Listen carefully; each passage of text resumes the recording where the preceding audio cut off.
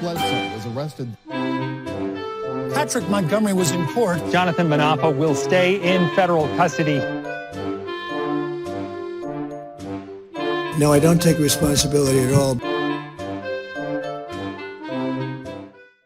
Hey everyone, welcome to the show. I have a few updates to share about January 6 participants. One participant has resigned from his job. Another one is sadly dead. And January 6 convicts in prison are becoming more radicalized, according to a new report. So first up is news about now former New York State Judge Donald Spaccio, I think is how you say his name, Spaccio. So Spaccio was notified in April. He was being investigated for taking part in the Capitol attack. And in early September, Spaccio resigned from the bench. So the New York State Commission on Judicial Conduct, they issued a statement on September 27th. And it said in part, quote, "Judges may not engage in political activity except for a limited time when running for office.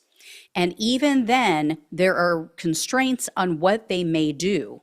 Whether or not a judge was a candidate attending the rally in Washington on January 6, 2021 was impermissible. So is invoking one's judicial title in the midst of a testy personal dispute." So that last part had to do with two additional complaints that they had received about Spaccio. The statement mentions an incident in which police asked him to remove something from the roof of his building. Apparently, Spaccio yelled at the officers, and then he invoked his position as a judge, like telling him to back off. And the commission also cited another incident where Spaccio, quote, "yelled profanities at the Montour code enforcement officer during the course of a dispute." So Spaccio told the New York Law Journal, quote, "Yeah, I went to Trump's rally. There's a lot of things that are wrong with our country right now. So that's why I felt I needed to be there. I would do it all over again. We lose our rights when we go on the bench, and it's not right." Oh, poor thing. Don't take the job then, guy. Why'd you take the job, right? If it bothers you so much. So there was that. That was the guy who resigned. Then there's this tragic case. A 57-year-old former Washington state doctor named Tamara Towers Parry. I think it's Parry. It's Parry or Parry, Parry. She was shot and killed in front of her home last week. So this is another QAnon-related death because Towers Parry went by Dr. Tammy online. She was a major QAnon fanatic. As you see in this photo here, she had a QAnon display in the front window of her home, tried to make out what that is above the Q symbol. I think it's a wedding dress, if I'm not mistaken. Anyway, she had the QAnon phrase, as you also see, permanently etched in her driveway.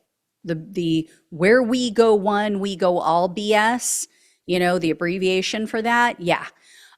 She recorded videos, she took photos at the Capitol on January 6th. And in one video, she said, quote, "We just stormed the Congress. And I'm going to tell you right now, it was wild. We're a little congested and our eyes are burning. But compared to what our founding fathers did, it's the least we can do. So God bless America. Joe Biden did not win." So here's what we know so far about her death. Evidently, Dr. Tammy's house was in foreclosure. And it had already gone to auction or was supposed to go to auction. Two men apparently went to her home. They were serving her with some sort of paperwork. Presumably, it was related to the foreclosure. And the police say that Dr. Tammy came out of the house with a gun. So one of the men shot her in the torso, and she died on the scene. We don't know if it doesn't sound like she ever pulled the trigger. I don't know if she threatened them. I don't know what the deal is. The way it works with foreclosure auctions, because we used to flip houses years ago, and so I used to go to these auctions. pain in the butt. I'll tell you that. Crazy people that go. Anyway, once the house is sold at an auction, it then falls on the new owner, the person who purchased it at the auction. They have to get people out, right? I mean, the sheriff can go out, at least that's the way it is in California. I mean, the sheriff can go out and put the notices up and tell people to leave. But if they just don't come to the door, if they just don't leave, I mean, then the new owner has to go through the eviction process and get them out. So, typically the sheriff will handle that first and get them out. But if they're just obstinate and they just stay, what do you do? So could have been the new owner, could have been, representative of the new owner, could have been somebody from the bank. We don't know yet. What we also know is that Towers Parry had her medical license revoked because she refused to undergo a mental health evaluation. So Towers Parry ignored multiple orders to respond, so they officially and indefinitely suspended her medical license. That was in January of 2022. And neighbors told a local Fox News outlet that she was a very nice neighbor. They said she was very friendly before all of this QAnon and Stop the Steal nonsense took over her life. So, I guess you could say it's not just another QAnon victim, it's also a Donald Trump victim. Because but for his lies and but for, QAnon, the Q person, whoever it is, making up stories, pretending that the election was stolen, this woman might still be alive. She might still have been working as a doctor, earning income, house wouldn't have gone into foreclosure. I mean, you play it out, it's very likely this would never have happened. It's most likely, right?